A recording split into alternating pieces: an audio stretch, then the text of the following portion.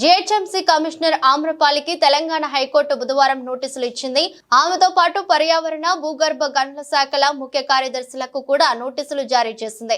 జూబ్లీహిల్స్ నివాస ప్రాంతాల్లో కొండరాళ్లను తొలగించేందుకు రేయింబవళ్లు పేలుళ్లు జరపడంతో ఈ విషయమై వార్తాపత్రికల్లో కథనాలు వచ్చాయి. ఈ కథనాలపై స్పందించిన high court judge justice Nagesh Bhimapaka chief justice కు లేఖ రాయడం జరిగింది.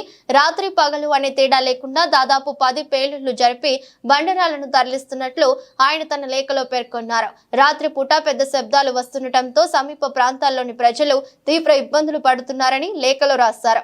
ఈ లేఖను న్యాయస్థానం ప్రజా ప్రయోజన వ్యాజ్యంగా స్వీకరించి ఇవాళ విచారణ జరిపింది.